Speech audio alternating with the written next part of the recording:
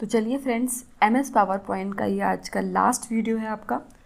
इसके पहले मैंने जितने भी वीडियोस MS पावर पॉइंट के कराए हैं वो अगर आपने नहीं देखे हैं तो आप मेरे चैनल पर प्लेलिस्ट में जाकर चेक कर सकते हैं। UPPCL 2019 कंप्यूटर की, उसमें आपको सीरीज़ में सबसे पहले एक्सेल के वीडियो मिलेंगे, फिर वर्ड के हैं और फिर उसके बाद पावर पॉइंट के हैं। तो ये आपका वीडियो है लास्ट। इसमें आपके 10-12 क्वेश्चन अप्रॉक्स हैं पावर पॉइंट के। उसके बाद मैंने इसमें एक्सेल के क्वेश्चन स्टार्ट किए हैं, तो MS एक्सेल के क्वेश्चन भी आपको इसमें 15-17 क्वेश्चन एक्सेल के भी मिलेंगे, ठीक है। और इसके बाद मैं आपको MS एक्सेल के ही क्वेश्चन कराऊंगी, फिर आपके और टॉपिक कवर किए जाएंगे जो इसके अलावा MS एक्सेल, वर्ड और पावर पॉइंट के अलावा आते हैं इसमें। तो चलिए आज का वीडियो स्टार्ट करते हैं। फर्स्ट क्वेश्चन है, वह व्यू जो स्लाइड्स को प्रेजेंटेशन में स्लाइड्स की माइनिएचर रिप्रेजेंटेशन के रूप में प्रदर्शित करता है वो क्या कहलाता है। देखिए, इस टाइप का क्वेश्चन मैं आपसे पहले भी पूछ चुकी हूँ, पर जिस तरीके से क्वेश्चन पूछा जाता है वैसे मैं आपको बता रही हूँ। तो इस तरह से भी क्वेश्चन पूछा जाता है कि माइनिएचर रिप्रेजेंटेशन मतलब एक लघु रिप्रेजेंटेशन, एक छोटा एक प्रस्तुतिकरण। तो अगर वो कौन सा व्यू है जो स्लाइड जो होती हैं स्लाइड्स, उनको प्रेजेंटेशन में स्लाइड्स के एक छोटे रूप के रूप में प्रदर्शित करता है। तो आपको पहले बताया था मैंने, जो स्लाइड सॉर्टर व्यू होता है उसमें सारी स्लाइड्स छोटी छोटी दिखाई देती हैं और सारी स्लाइड आ जाती हैं एक ही स्क्रीन पर। बाकी क्या होता है, बाकी उसमें एक स्लाइड एक टाइम पर आती है, ठीक है। तो आंसर होगा slide sorter view. Next question है, पावर पॉइंट व्यू जो केवल टेक्स्ट को प्रदर्शित करता है। पावर पॉइंट का कौन सा व्यू है जो केवल टेक्स्ट को प्रदर्शित करता है, टाइटल और बुलेट्स को, मतलब जो टेक्स्ट में दो चीज़ें आती हैं। तो इसमें ऑप्शंस हैं slide show, slide sorter, notes, page view, outline view. तो इसका आंसर क्या होगा, आउटलाइन व्यू जो होता है जिसमें सिर्फ टेक्स्ट ही आता है।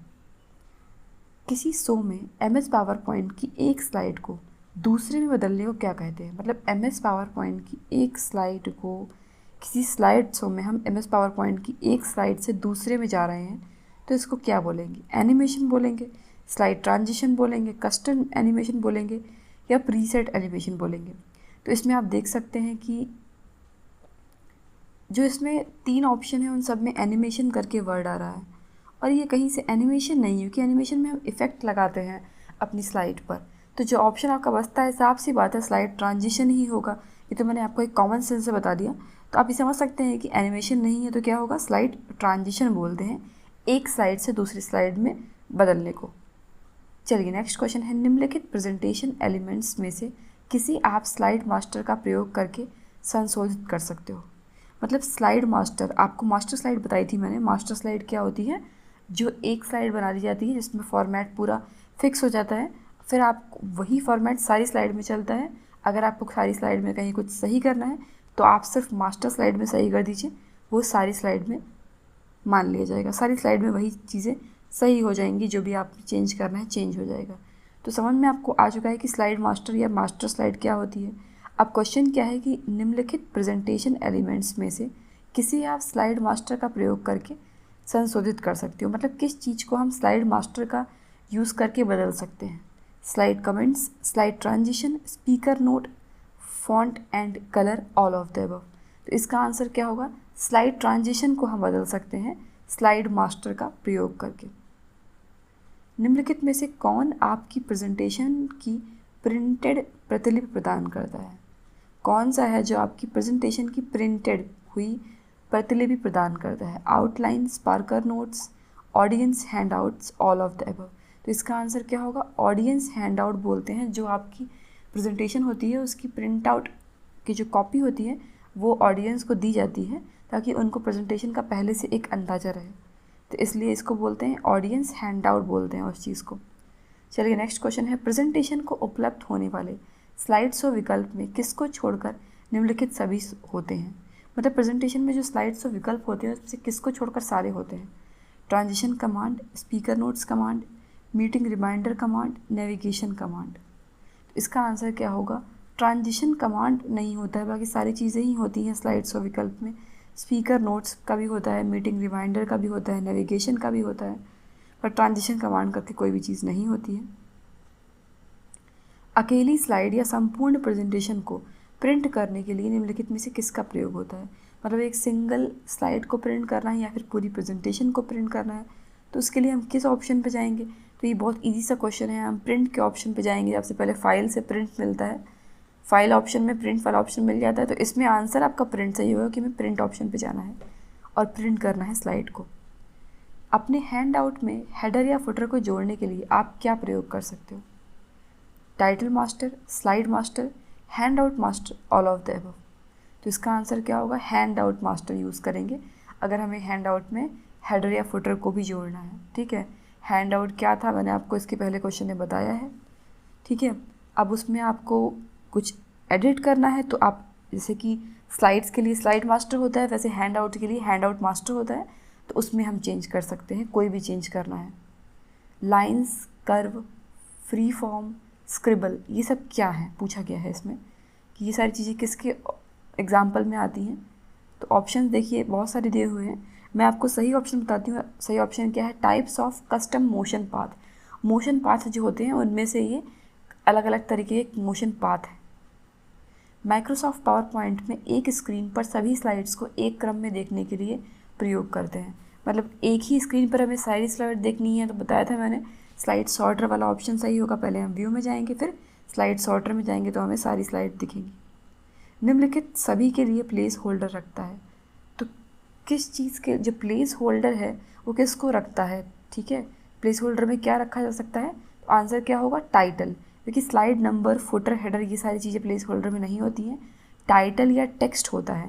तो इसमें टाइटल ऑप्शन दिया हुआ है, इसलिए टाइटल सही होगा। प्रेजेंटेशन स्लाइड में साउंड का कौन सा प्रकार नहीं होता है? Camera, size, clock, review. तो इसमें रिव्यू नाम का कोई भी साउंड का साइज प्रकार नहीं होता है। अब चलिए मैं आपको स्टार्ट करती हूँ MS एक्सेल के क्वेश्चन। इसमें MS एक्सेल में पहले से बनी हुई वर्कबुक को ओपन करना है तो उसकी शॉर्टकट की क्या होती है? Ctrl+O। ये शॉर्टकट की सब में कॉमन होती है।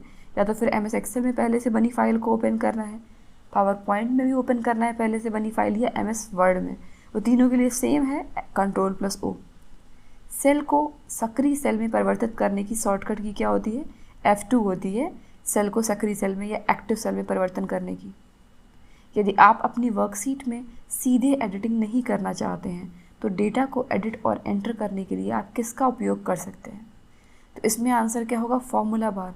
देखिए जो भी आप कहीं भी किसी भी एक्टिव सेल में टाइप कर रहे हैं, चेंज कर रहे हैं, वो सारा फॉर्मूला बार में आता है। तो आप डायरेक्टली अगर आपको एडिटिंग वहाँ जाके नहीं करनी है तो आप फॉर्मूला बार में भी जाकर एडिटिंग कर सकते हो। चलिए नेक्स्ट क्वेश्चन है, क्लिप बोर्ड के अंदर कितने आइटम कॉपी करके हम रख सकते हैं? तो इसमें आंसर होगा 24 आइटम हम कॉपी करके रख सकते हैं। एक्सेल में बनी हुई फाइल का डिफ़ॉल्ट नेम क्या होता है? वर्कबुक बोलते हैं एक्सेल में बनी हुई फाइल को। किसी कमांड की सहायता से किसी भी सेल में उसकी चौड़ाई से ज़्यादा टाइप किए गए टेक्स्ट को उसकी चौड़ाई के अंदर व्यवस्थित करने को क्या कहते हैं? देखिए ये क्या होता है कि अगर चौड़ाई से ज़्यादा टाइप किया गया है सेल में, उसको उसी चौड़ाई में व्यवस्थित करना है, तो इसे बोलते हैं जस्टिफाई करना। नेक्स्ट क्वेश्चन है, MS एक्सेल में बनी हुई फाइल के प्रत्येक पेज को क्या कहते हैं? तो इसका आंसर क्या है? सीट बोलते हैं प्रत्येक पेज को, और फाइल को बोलते हैं वर्कबुक। एक्सेल विंडो का कौन सा क्षेत्र मान एवं सूत्र को एंटर करता है? तो हमें किस क्षेत्र में अपने फॉर्मूले और सूत्र को, इन सबको एंटर करना होता है, उसे बोलते हैं फॉर्मूला बार। फिल कमांड द्वारा किन किन दिशाओं में चुनी हुई संख्याओं को किसी श्रेणी से भरा जा सकता है? Up down, left right. तो हम किसी भी दिशा में अप डाउन और लेफ़्ट राइट दोनों ही दिशा में भर सकते हैं फिल कमांड के द्वारा। तो आंसर होगा A और B दोनों। फिल कमांड क्या करती है? मतलब फिल करना है आपको, जो आपने कहीं भी लिया है उसको किस राइट में फिल करना है, अप फिल करना है, डाउन फिल करना है, सेम वैसा ही फिल हो जाएगा, कॉपी करके पेस्ट हो जाएगा, समझ लीजिए। तो इससे हम अप डाउन लेफ़्ट राइट कहीं भी पेस्ट कर सकते हैं। यह कमांड सेल पॉइंटर को वर्कशीट के किसी भी सेल पर ले जाती है। कौन सी कमांड होती है? गो टू कमांड होती है, जो वर्कशीट के किसी भी सेल पर ले जाती है। और एक बात और आप सुन लीजिए कि MS एक्सेल के मैंने जो थ्योरी के लेक्चर प्रोवाइड किए थे उसमें काफ़ी सारा मटेरियल था, वो आप स्टार्टिंग में जाइएगा, मेरा जो चैनल पर आपको प्लेलिस्ट मिलेगी UPSC 2019 कंप्यूटर करके, उसमें MS एक्सेल की स्टार्टिंग से थ्योरी के लेक्चर है, तो उनको आप ज़रूर एक बार देख लीजिएगा। उसके बाद आप ये क्वेश्चंस को देखिएगा तो आपके लिए अच्छा रहेगा। वह व्यू जिसमें हम बाय डिफ़ॉल्ट कार्य करते हैं उसे क्या बोलते हैं? एक्सेल में भी वो व्यू होता है नॉर्मल व्यू, और सेम वैसे ही पावर पॉइंट में भी नॉर्मल व्यू बोलते हैं जिसमें हम बाय डिफ़ॉल्ट कार्य करते हैं।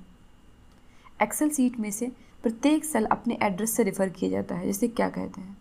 तो प्रत्येक सेल क्या होता है, अपने सेल का प्रत्येक सेल का जो एड्रेस होता है वो सेल का रो और कॉलम का लेबल होता है। ऐसा नियम है जो वैल्यू के पूर्वानुमान में मदद करता है। तो कौन ऐसा नियम होता है एक्सेल में, गोल सीक नाम के ऐसा नियम होता है जो वैल्यू के पूर्वानुमान में मतलब पहले से अंदाज़ा लगाने में मदद करता है।